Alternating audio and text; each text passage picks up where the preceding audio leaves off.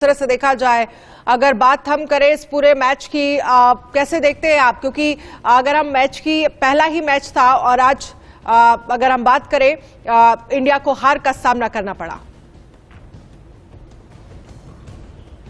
देखिए, क्रिकेट खेल की अगर हम बात करें तो मोमेंटम एक ऐसा वर्ड है जो बहुत इंपॉर्टेंट होता है कभी कभी, खासतौर से अगर आप T20 फॉर्मेट में देखें। आखिरी ओवर में अर्शदीप को जिस तरह से रन पड़े, वहां से न्यूजीलैंड को एक मोमेंटम मिला और उसके बाद उस मोमेंटम का फायदा उठाया न्यूजीलैंड के गेंदबाजों ने। और जिस तरह से न्यूजीलैंड के कैप्टन ने अपने स्पिन गेंदबाजों का इस्तेमाल किया, वो बहुत काबिल तारीफ था। और नतीजा ये कि आप देखिए, लगभग वन साइडेड सा मैच था, क्योंकि पहले 6 ओवर में टॉप ऑर्डर के 3 बल्लेबाज आउट हो जाते हैं। सूर्य कुमार यादव थोड़ा सा फाइट करते हैं, अन्यथा जितने भी बल्लेबाज थे वो स्ट्रगल कर रहे थे। मेरे लिए हैरानी की बात यह है कि स्पिन गेंदबाजी के खिलाफ एक बार फिर हमने देखा कि जरा सा बॉल टर्न होता है, जरा सा बॉल ग्रिप करना शुरू होता है, तो हमारे बल्लेबाजों को परेशानी होना शुरू हो जाती है। वो फिर चाहे शुभमन गिल की बात कर लें, आप ईशान किशन की बात कर लें, जितने भी टॉप ऑर्डर के बैट्समैन। और ये एक ऐसा क्वेश्चन है जिसका जवाब हम अक्सर तब ढूंढते हैं जब हम मैच हार जाते हैं। एक्चुअली हमें जवाब तब ढूंढना चाहिए जब हम डोमेस्टिक क्रिकेट में इन बल्लेबाजों को खेलते देखें। राजकुमार सर हमारे साथ जुड़े हुए हैं। राजकुमार सर, स्पिन गेंदबाजी के खिलाफ जो स्पिन फ्रेंडली पिचेस होती हैं, जहां पे बॉल टर्न कर रहा हो, वहां पे एक बार फिर हमें हमारे बल्लेबाजों की कलई खुली। किस तरह आप देखते हैं, क्या ज्यादा बेहतर तरीके से न्यूजीलैंड के स्पिनर्स ने गेंदबाजी की, या बहुत केयरलेस बैटिंग की है हमारे टॉप ऑर्डर के बल्लेबाजों ने? देखिए राजीव, थोड़ी सी असिस्टेंस थी वहां पर स्पिनर्स के लिए और उसका भरपूर फायदा उठाया न्यूजीलैंड के स्पिनर्स ने। और जिस तरह सेंटनर ने गेंदबाजी की, वो वाकई में बहुत ही क्रेडिटेबल थी। मैं कहूँगा बहुत कंट्रोल और बहुत गाइल के साथ उन्होंने गेंदबाजी की।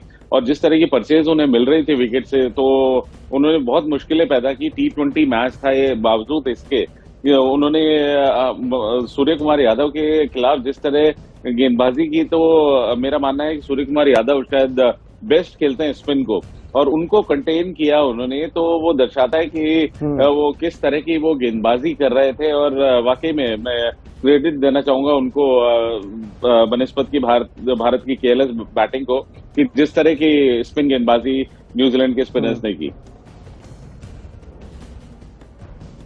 सबा करीम भी हमारे साथ जुड़ गए हैं। सबा भाई, जो सबसे इंपॉर्टेंट फैक्टर है अगर हम इस मैच की बात करें, सबा भाई, दो बड़ी इंपॉर्टेंट चीजें हैं। एक तरफ डेविड कॉनवे की अगर इनिंग्स देखें हम, इसी तरह से बॉल टर्न कर रहा था कुलदीप यादव का, वाशिंगटन सुंदर का, दीपक हुड्डा का। उस टर्निंग ट्रैक पे उन्होंने अर्धशतक लगाया। उसी टर्निंग ट्रैक पे हम माइकल ब्रेसवेल और मिच सैटनर और इस को नहीं खेल पा रहे थे। कैरेक्टर का बड़ा फर्क है, टेक्निक का बड़ा फर्क है, या स्पिनर्स के खिलाफ जो अप्रोच होना चाहिए, एक्चुअली आपके पास जो शॉट्स होने चाहिए, उसकी कमी एक बार फिर नजर आई हमें इस मैच में?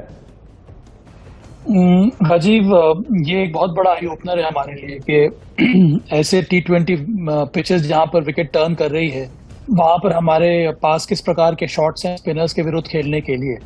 हम ये नहीं कह सकते हैं कि अगर विकेट में थोड़ी बहुत असिस्टेंस मिल रही है स्पिनर्स को, तो फिर हम शॉट्स नहीं खेलेंगे। तो आपको ये डिसाइड करना होगा, आपको शॉट्स अगर खेलने हैं तो किस तरह के शॉट्स खेलने हैं और उस प्रकार की आपको तैयारी करनी होगी राजीव, जो इस मैच में मुझे देखने को नहीं मिली। तो मुझे लगता है कि इसको एक लर्निंग की तरह लेना होगा भारतीय बल्लेबाजों को, और विशेष करके टॉप ऑर्डर को, कि इस प्रकार के विकेटों पे आपको कौन से शॉट्स लगाने हैं, कौन से एरिया में आपको ज्यादा टारगेट करना है, कौन से बॉलर को टारगेट करना है, जो कि आज भारत कर नहीं पाया। एक और बात जो सामने निकल कर आ रही है कि पिछले जो कई सारे मुकाबले हुए हैं राजीव, अगर सूर्य कुमार यादव मैच विनिंग पारी नहीं खेलते हैं तो फिर दूसरे जो हमारे बल्लेबाज हैं उनका योगदान कुछ बड़ा होता नहीं है। तो ये एक और एरिया है जहां पर भारत को सोच विचार करने की जरूरत है।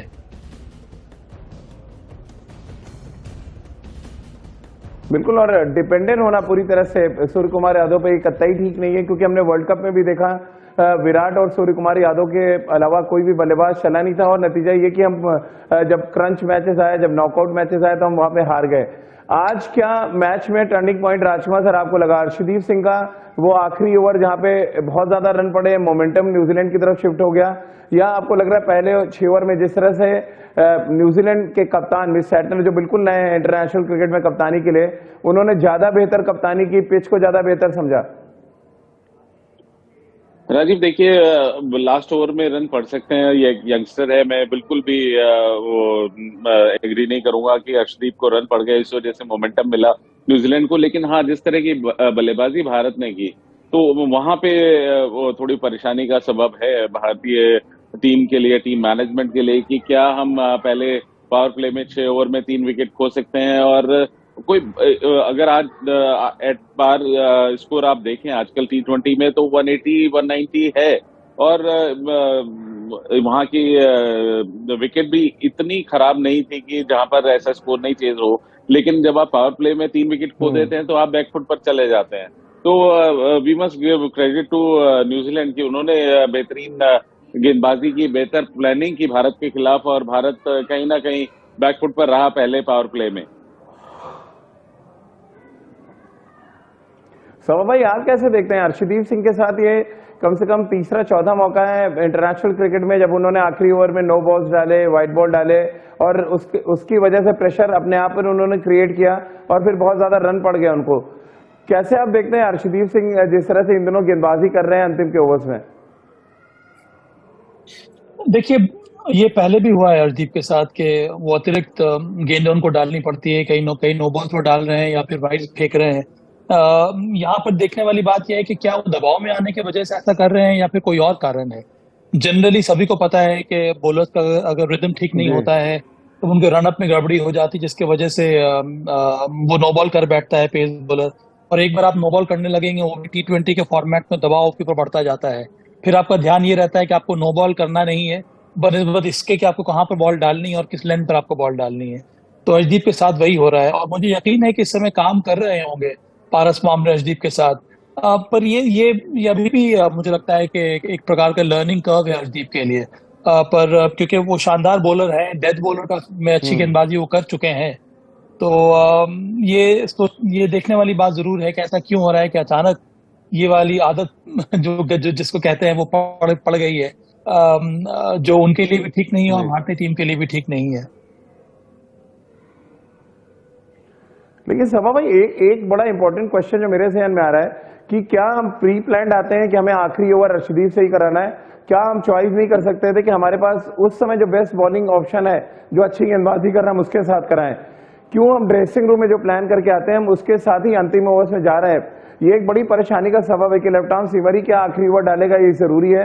ये मैं आपसे जानना चाह रहा हूँ। और क्या 175 रन न्यूजीलैंड से बनवाना, 15 से 20 रन एक्स्ट्रा बनवाना था एक ऐसे ट्रैक पे जहां आपको पता था कि पहले ही ओवर से स्पिन गेंदबाजों को मदद मिल रही है? और कल आपको याद होगा, मैंने अपने शो में भी आपसे चर्चा की थी कि यहाँ पे स्पिनर्स को मदद मिलती है और एक्चुअली वही होता नजर आया। देखिए राजीव, जब आप बॉलिंग यूनिट अपनी बनाते हैं उसमें आप मार्क आउट कर लेते हैं कौन ऐसा बॉलर है जो आपके लिए अंतिम के ओवर्स डालेगा। और अगर एक दो मैचेस में उस बॉलर के सामने रन भी बन जाते हैं, इसका ये मतलब नहीं है कि उसको आप वहां से वो 19th 20th ओवर आप उसे आप नहीं कराइए। हाँ, पेनल्टीमेट ओवर 19th 20th में आप 20th ओवर में आप फेरबदल कर सकते हैं। पर जो बॉलर डेजिग्नेटेड रहते हैं अंतिम के ओवर्स डालने के लिए, उनको तो अंत में गेंदबाजी करनी होती है। विकल्प कई सारे थे यहाँ पर हार्दिक पांड्या के साथ, पर उन्होंने बैक किया अर्शदीप सिंह के को ही, और इसमें कोई खराबी नहीं है। हर एक बॉलर के उस तरह से रन बनते हैं। ये तो एक बात होगी। दूसरी बात यह है कि मुझे लगा ये जिस तरह का विकेट है यहाँ पर, हम लोगों ने, आपने सही कहा, करीब 15-20 रन हमने ज्यादा दे दिए। पर इसका ये मतलब नहीं है कि ये चेजेबल टारगेट नहीं था, क्योंकि भारत ने टॉस जीतने के बाद खुद ये निर्णय किया था पहले गेंदबाजी करना। तो आपने अगर ये निर्णय लिया है तो आपने विकेट को परख कर ये निर्णय लिया होगा, और आप ये उम्मीद लगाकर बैठे होंगे कि सेकेंड हाफ में विकेट थोड़ा अच्छा बिहेव करेगा। पर ये एक गेटेबल टारगेट है यार राजीव। 175-180 तो आपको बनाना होगा बड़े मैचेस जीतने के लिए, वो भी न्यूजीलैंड जैसी बॉलिंग अटैक के सामने। इनके पास सिर्फ 2 स्पिनर्स हैं। पर परेशानी ये हो जाती, जैसे कि राजकुमार ने कहा, अगर आप 3 विकेट आपके गिर गए पावर प्ले में, तो वहां से आप कैसे निकलिएगा? बहुत मुश्किल हो जाता है वहां से मैच जीतना। लेकिन राजकुमार सर, एक बात तो साफ नजर आ रही है कि आपको एक एक्सपीरियंस बैट्समैन अब चाहिए। भले ही हम बात कर ले कि रोहित शर्मा को हम नहीं खिला रहे, कि राहुल को नहीं खिला रहे या विराट को नहीं खिला रहे, बट जब इस तरह के रनचेज में आप फेल होते हैं एक ऐसी कंडीशन में जहां पे गेंदबाजों के लिए थोड़ी सी मदद है, वहां पर पूरी तरह एक्सपोज हुए हैं। और ये पहला मौका नहीं है, श्रीलंका के खिलाफ भी हमारी बैटिंग एक बार एक्सपोज हो चुकी है। क्या एक एक्सपीरियंस बैट्समैन को आपको रखना ही पड़ेगा? ये संकेत दे रहा है इस तरह का मैच? नहीं, अच्छी बात होगी राजीव अगर हमारे पास एक एक्सपीरियंस बैट्समैन हो, क्योंकि बहुत ज्यादा डिपेंडेंसी हो जाती है सूर्य कुमार यादव के ऊपर हमें T20 क्रिकेट में, क्योंकि बाकी यंगस्टर्स हाथ खड़ा करके नहीं बोल रहे हैं कि वो हम मैच जिताएंगे या मैच जिताकर दिखा रहे हो। एक ही प्लेयर ऐसा आया है लेटली जो सूर्य कुमार यादव के रूप में, जो कि मैचेस जिसने जिताए हैं भारत को, और जिस पे एक उम्मीद वो लगती है। हमारे पास बहुत सारे अच्छे यंगस्टर्स हैं, ये पूरी टीम बहुत ही टैलेंटेड यंगस्टर्स की टीम है, लेकिन अनफॉर्चुनेटली वो जो मैच फिनिश करना या मैच जिताने वाला, वो थोड़ा मुझे लग रहा है कि समय लगेगा यंगस्टर्स को सीखने में। और यहाँ पर अगर एक दो सीनियर प्लेयर्स हों तो मुझे लगता है कि बेहतर ही होगा भारतीय टीम के लिए। सवा भाई, एक सवाल ईशान किशन को लेके मेरे जहन में आ रहा है। जब से ओडीआई क्रिकेट में उनको एज अ ओपनर हटाया गया, कहीं ना कहीं साइकोलॉजिकली आपको लग रहा है उनके जहन में ये असर कर गया है? ऑलमोस्ट डायलेमा में आज देखे, जब वो बैटिंग कर रहे थे स्पिनर्स के अगेंस्ट भी बहुत खुल के खेलते हैं और पावर प्ले का बहुत बेहतर इस्तेमाल करते हैं। साइकोलॉजिकली आपको लग रहा है वो असर डाल गया है कहीं ना कहीं, उनकी बैटिंग पे वो इफेक्ट नजर आ रहा है? हमने ओडीआई क्रिकेट में भी देखा, अब T20 के पहले मैच में भी देखा। ऐसा होना नहीं चाहिए राजीव, क्योंकि अब आप जब मैदान में उतरते हैं भारतीय टीम के लिए खेलने के लिए, तो आपको अलग अलग जगहों पर खेलने के लिए तैयारी करनी होती है। और वो वनडे क्रिकेट है, ये T20 है। T20 में आप काफी जमाने से खेलते आ रहे हैं। देखिए, यही सबसे बड़ी चुनौती होती है यंगस्टर्स के लिए, कि वो बल्लेबाजी में निरंतरता लाना, बल्लेबाजी में वो सही अप्रोच के साथ बैटिंग करना हर एक मैच में। वहां पर आपको कई बार सफलता मिलेगी, कई बार आपको फेलियर्स भी देखना पड़ेगा। और कुछ वही इस समय ईशान किशन के साथ हो रहा है। और ईशान किशन के साथ ये पहली बार नहीं है। आपको याद है एक साल 2 साल पहले भी जब उनके बारे में हम लोग बात कर रहे थे कि उनको विश्व कप में लेना चाहिए, खेलने का मौका मिला भी था, तब भी एक बड़ी पारी खेलते हैं, उसके बाद जो निरंतरता आनी चाहिए वो बल्लेबाजी में कई बार मिसिंग हो जाती है। तो ये एक एरिया ऑफ कंसर्न है ईशान किशन के लिए, और उनको इसके ऊपर मेहनत करने की जरूरत है, कि उनके ऊपर कई सारी आशाएं हैं इस समय, उनके ऊपर एक्सपेक्टेशंस हैं, क्योंकि उनके अंदर इतनी ज्यादा प्रतिभा है। पर प्रतिभा अंत में आपको मैदान में जाकर ही प्रूव करनी होगी, चाहे वो एक दिवसीय क्रिकेट हो या फिर T20 क्रिकेट क्यों ना हो। और मौका जब आपको मिल रहा है तो उस मौके का आपको फायदा उठाना चाहिए, क्योंकि कई सारे क्रिकेटर्स हैं इस समय बस इंतजार कर रहे हैं टीम में आने के लिए। एक इम्पोर्टेंट प्लेयर जरूर है, पर रन्स तो बनाने होंगे, और रन तभी आपको मिलेंगे जब आप सही अप्रोच के साथ और क्लैरिटी के साथ बैटिंग करने मैदान में उतरेंगे। लेकिन ये अप्रोच बदलेगा कैसे राजकुमार सर? जब भी थोड़ा सा स्पिन फ्रेंडली या स्विंग फ्रेंडली कंडीशंस आती हैं, हम एक्सपोज क्यों हो जाते हैं? क्या रीजन है? क्या सिर्फ हम बैटिंग फ्रेंडली विकेट्स पे रन बनाएंगे? क्या हम गुवाहाटी या रायपुर जैसा मैदान मिलेगा तभी हम बड़े बड़े स्कोर्स देख पाएंगे बल्लेबाजों से? जब चैलेंजिंग सिचुएशन आती है वहां पर क्यों हम रन नहीं बना पाते हैं? राजीव, ये एरिया ऑफ कंसर्न है, बिल्कुल ठीक आपने ये मुद्दा उठाया है कि एरिया ऑफ कंसर्न है। लेकिन ये वर्ल्ड ओवर आप अगर देख लें, सारी टीम्स के साथ ये प्रॉब्लम है कि जहां पर भी थोड़ा सा बॉल स्विंग होने लगता है, सभी बैटिंग एक्सपोज हो जाती है।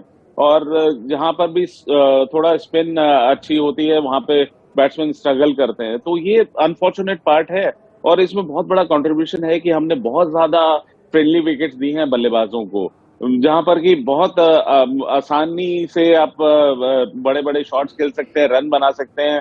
आपके बैट इतने अच्छे हैं, उसके ऊपर प्लेसिड विकेट्स हैं, आपने बॉलर्स के लिए बहुत ज्यादा कुछ नहीं छोड़ा है। तो जहां पर थोड़ा सा भी बॉलर्स फ्रेंडली विकेट्स होती हैं, वहां पर बैट्समैन एक्सपोज हो जाते हैं। तो कहीं ना कहीं थोड़ा सा बैलेंस बनाने की जरूरत है, और ये जरूरत है कि आपको डोमेस्टिक क्रिकेट में थोड़ी सी चैलेंजिंग विकेट्स मिलें, तो बेहतर आपकी प्रिपरेशन होगी आने वाले इंटरनेशनल कैलेंडर के लिए।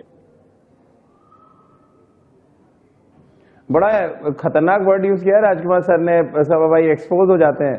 और ये एक्सपोज जो वर्ड है वो तो रोहित शर्मा पे भी आता है, वो एक्सपोज वर्ड विराट कोहली पे भी आता है, के राहुल पे भी आता है, और अब हमारे युवा बल्लेबाजों पे भी आता है। ये एक्सपोज वर्ड जो है वो हटेगा कैसे भारतीय बल्लेबाजों के ऊपर से? हटाना पड़ेगा राजीव, नहीं तो फिर हम विश्व कप कैसे जीतेंगे? आप कब तक सिर्फ बैटिंग फ्रेंडली विकेट्स बनाएंगे और ये उम्मीद लगा के बैठे रहेंगे किसी प्रकार के आपको विकेट्स मिले? अब पिछले 2 मुकाबले जो हुए हैं विश्व कप की मैं बात कर रहा हूँ, 2 जो प्रतियोगिताओं हुई हैं, वहां पर क्या हुआ है? जहां पर भी हमारे पास चैलेंजिंग कंडीशंस आए हैं, वहां पर हमने ठीक प्रकार से प्रदर्शन किया नहीं, और इसी की तो हमें तैयारी करनी है। तो हिसाब से अगर हम देखें तो ये अच्छी बात है कि हमें इस तरह का विकेट मिल रहा है। अंत में आपको अगर विश्व कप की तैयारी करनी है तो इसी प्रकार के विकेट्स पे ही आपको खेलना चाहिए, ताकि वो चैलेंज आप एक्सेप्ट करें, आपको बहुत कुछ सीखने को मिलता है। क्योंकि अंत में जिसके बारे में मैं बार बार कहता आ रहा हूँ कि बायलेटरल एंगेजमेंट से आपको बहुत कुछ सीखने को मिलेगा, और सबसे बड़ी सीख यही है कि अगर हम चैलेंजिंग कंडीशन पे रन बनाना सीख जाएंगे, तभी तो हम आने वाले समय में बड़े बड़े मैचेस जीतेंगे टफ कंडीशंस में। तो ये एक तरह से अच्छी तैयारी है। मैं तो ये चाहता हूं कि चाहे वो एक दिवसीय क्रिकेट हो या फिर व्हाइट बॉल हो या फिर टेस्ट मैचेस क्यों ना हो, आपको तैयारी कुछ उसी प्रकार के विकेट्स पर खेलने की होनी चाहिए। तो थोड़ा बहुत मुझे लगता है करेज दिखाना होगा टीम मैनेजमेंट को भी, और क्यूरेटर्स को उस प्रकार के विकेट्स बनाने के लिए जो एक तरह से चैलेंज प्रूव करे बल्लेबाजों के लिए। राजकुमार सर, कुछ कहना चाह रहे थे आप?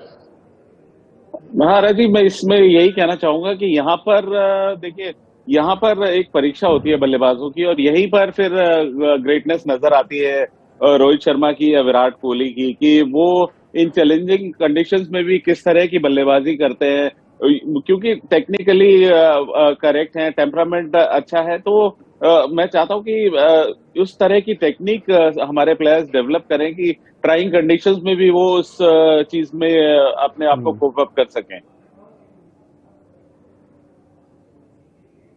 लेकिन राजकुमार सर, एक बात तो मानेंगे कि अप्रोच बड़ा इंपॉर्टेंट होता है। अब डेविड कॉनवे कोई बहुत हाईली टेक्निकली साउंड बैट्समैन नहीं है, बट उनका अप्रोच स्पिन गेंदबाजी के खिलाफ अच्छा है, इसलिए वो रन बना के गए हमारे खिलाफ। क्योंकि जब बॉल घूम रहा था तो वो पहले ही ओवर से घूम रहा था जब वॉशिंगटन सुंदर ने बॉल डाला। तो वो आप मेंटली कितना तैयार है टर्निंग ट्रैक पे खेलने के लिए, वो भी बड़ा इंपॉर्टेंट है। और आपको नहीं लग रहा है कि हमारे जो इंडियन प्लेयर्स हैं, जो भी एक पूल बन जाता है 25-30 खिलाड़ियों का, वो खेलना ही नहीं चाहता डोमेस्टिक क्रिकेट में जाके, जिसकी वजह से आप इंटरनेशनल क्रिकेट में जब टर्निंग ट्रैक या स्विंग कंडीशंस आते हैं तो हम एक्सपोज होना शुरू हो जाते हैं? राजीव, जरूरत है कि हम ऐसी ट्राइंग कंडीशंस पे खेलें। बिल्कुल आपने ठीक मुद्दा उठाया है कि देखिए, हमारे इंटरनेशनल जो क्रिकेटर्स हैं, उनके अगर आप कैलेंडर देखें तो बहुत ज्यादा समय नहीं है उनके पास डोमेस्टिक क्रिकेट खेलने का। हम उन्हें ब्लेम नहीं कर सकते, और इंटरनेशनल क्रिकेट इतना ज्यादा टायरिंग हो जाता है, इतना कॉम्पिटिटिव होता है कि उसके बाद उनको रिलैक्स करने के लिए भी समय चाहिए। लेकिन हाँ, जब वो कैंप लगता है, जब प्रिपरेशन होती है आने वाली सीरीज की, तो वहां पर ऐसी कंडीशंस मिले उन्हें कि जिससे वो उससे प्रिपेयर कर पाए, तो मेरे ख्याल से वो ज्यादा बेहतर होगा उनके लिए, भले ही वो टूर पर हो या भले इंडिया में हो। चलिए 30 सेकंड में सभा भाई, ऑस्ट्रेलिया बहुत खुश होगा आज देख के कि नेथन लॉयन के लिए एक बढ़िया मौका है कि आप टर्निंग ट्रैक बनाइए, और इंडियन बैट्समैन स्ट्रगल करते हैं टर्निंग ट्रैक पे। तो आप शायद भारतीय क्यूरेटर्स भी दुविधा में होंगे, और ऑस्ट्रेलिया शायद उस दुविधा को और बढ़ाने का काम करेगा, जिस तरह से न्यूजीलैंड के स्पिनर्स ने हमें परेशान किया। और ऑस्ट्रेलिया को ये भी नहीं भूलना चाहिए कि टेस्ट मैचेस में हमारे स्पिन गेंदबाज भी काफी अच्छी रहती है, और उनकी भी हालत टॉप क्वालिटी स्पिन के सामने बहुत खराब है। तो ये अगर इस तरह की विकेट बनती हैं तो बहुत ज्यादा चैलेंजिंग होगी दोनों टीमों के लिए। पर मेरी तो आशा यही है राजीव कि आपको एक स्पोर्टिंग विकेट बनाना चाहिए। जिस तरह का के विकेट्स हम लोगों ने इंग्लैंड के विरुद्ध होम सीरीज में 1 या 1.5 साल पहले बनाए थे, उस तरह के विकेट बनाने की आवश्यकता नहीं है। तभी आने वाले समय में अगर हम क्वालिफाई भी करते हैं तो हमारा मुकाबला फिर से इंग्लैंड में होगा टेस्टिंग कंडीशंस में, तो हमें तैयारी उस तरह के विकेटों पे करनी चाहिए। अगर आपने फिर से अखाड़ा बना दिया तो उसका कोई लाभ नहीं है। फिर हम टेस्ट मैचेस जीत जाएंगे, फिर हम क्वालिफाई करेंगे फाइनल्स के लिए, पर अंत में उसे कोई लाभ मिलने वाला नहीं है। तो मैं आशा यही करता हूं कि विकेट अच्छा रहे और स्पोर्टिंग विकेट बने, जहां पर भारत को चैलेंज मिले और भारत अच्छा परफॉर्म करे। जी चलिए, बहुत बहुत शुक्रिया सभा भाई आपका, राजकुमार सर आपका हमारे साथ जुड़ने के लिए। तो रांची की घूमती पिच पर भारतीय बल्लेबाज डांस करते नजर आए। नतीजा ये कि न्यूजीलैंड ने पहला मुकाबला जीता, T20 सीरीज में 1-0 से बढ़त हासिल की, और साथ ही इस बात के संकेत दे दिए कि आने वाले मैचेस में अगर आप इस तरह के ट्रैक देते हैं तो भारतीय टीम के लिए T20 क्रिकेट में जीतना बहुत मुश्किल हो जाएगा। तो आज की हमारी इस खास पेशकश में फिलहाल इतना ही।